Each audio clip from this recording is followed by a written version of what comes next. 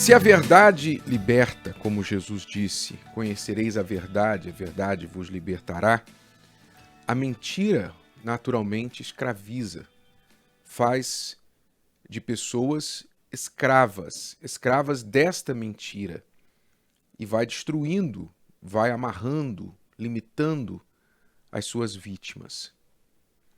Eu gostaria de falar com você sobre uma estratégia que estava em ação durante a crucificação do Senhor Jesus. Nós sabemos que Jesus foi crucificado entre dois ladrões. Você sabe por quê?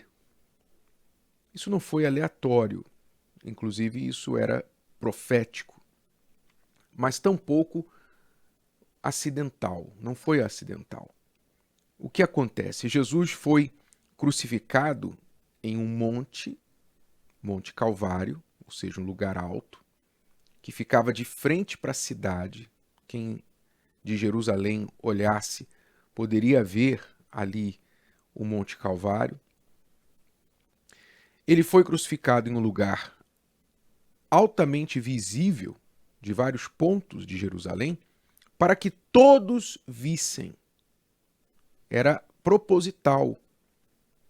Roma executava os seus considerados inimigos, os perturbadores da paz, publicamente na cruz.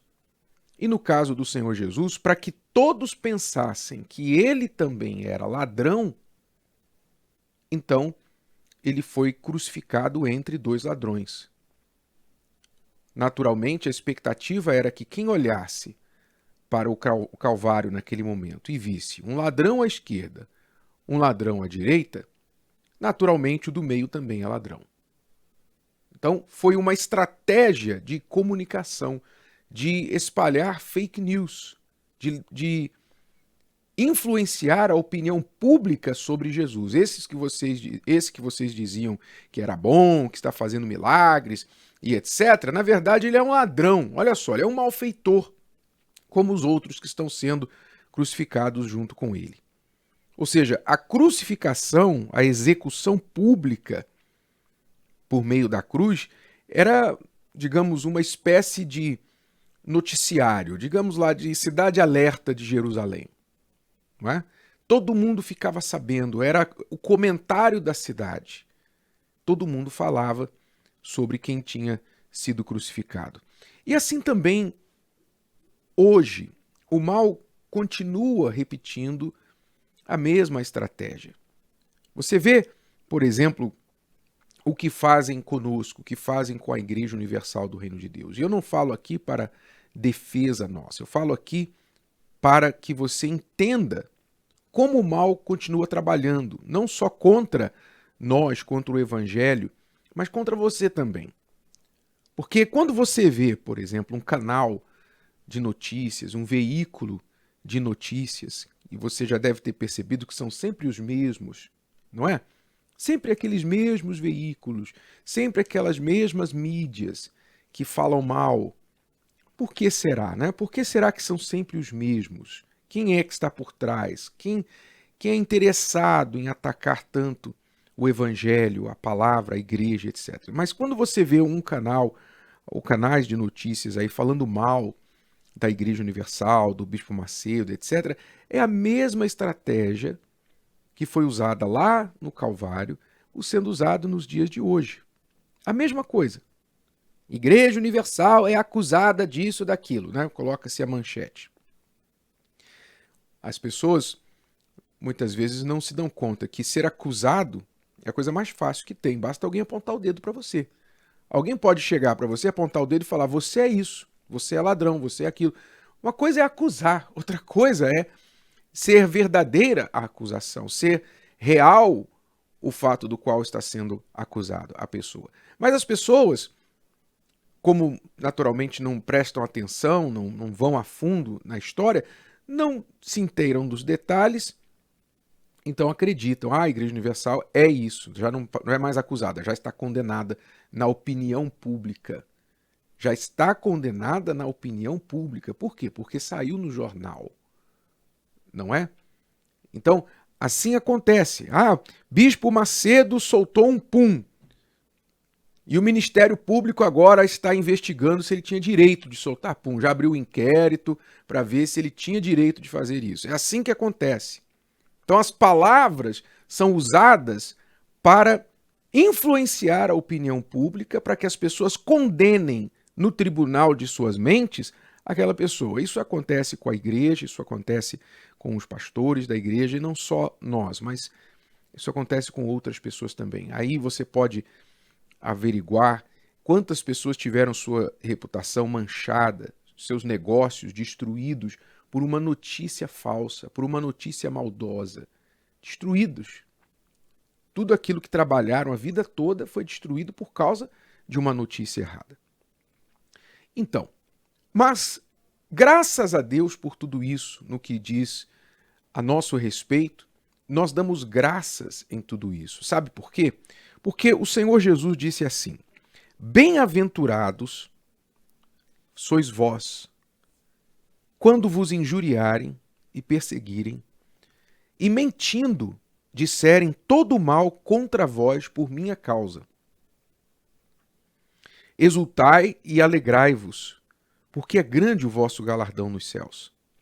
Porque assim perseguiram os profetas que foram antes de vós. Ou seja, Jesus já prevendo essa avalanche de fake news, essas perseguições por meio de palavras, esta exposição pública no tribunal de opinião pública. Ele então preparou os seus discípulos dizendo: olha, quando isso acontecer, quando perseguirem vocês, mentindo, falando mal, injuriarem, perseguirem, etc, etc, não fiquem tristes, não. Fiquem muito felizes, fiquem alegres, exultem, regozijem, deem gargalhadas.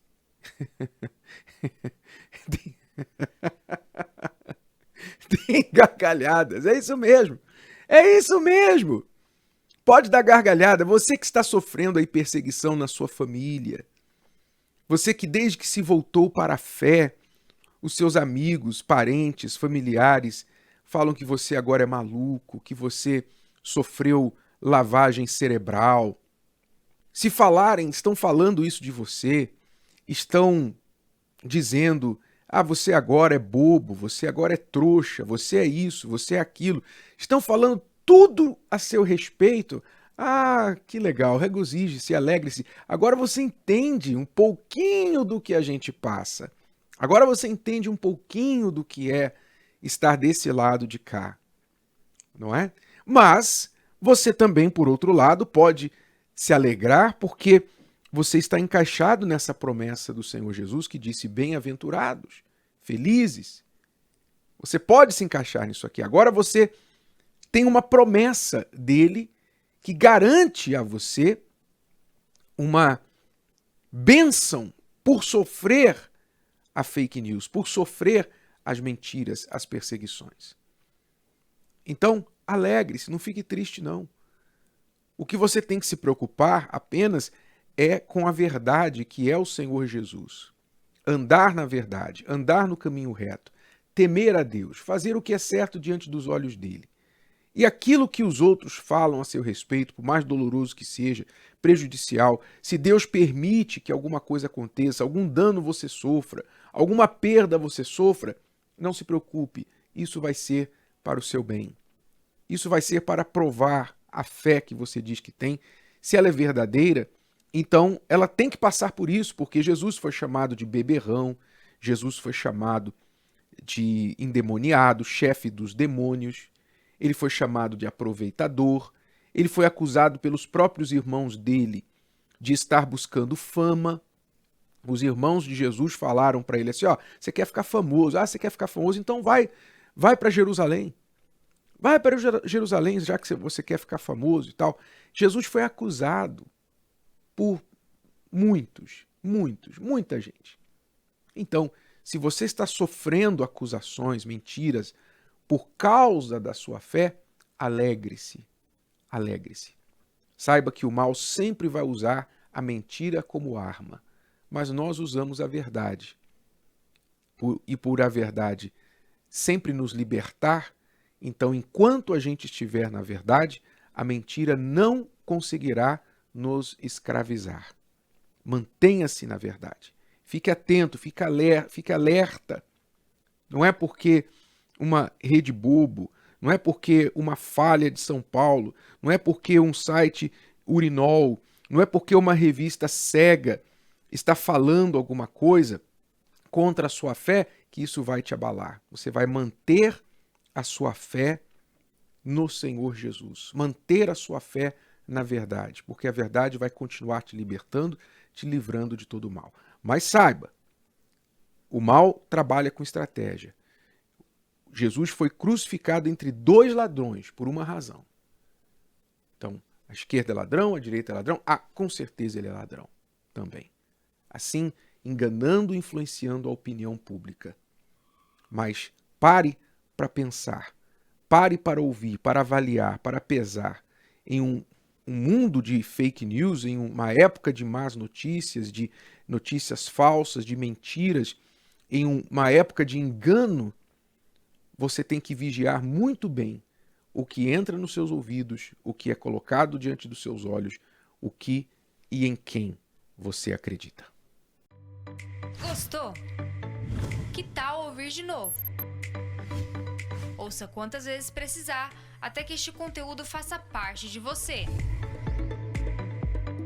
E não se esqueça de dar o seu like, comentar e compartilhar. Até a próxima!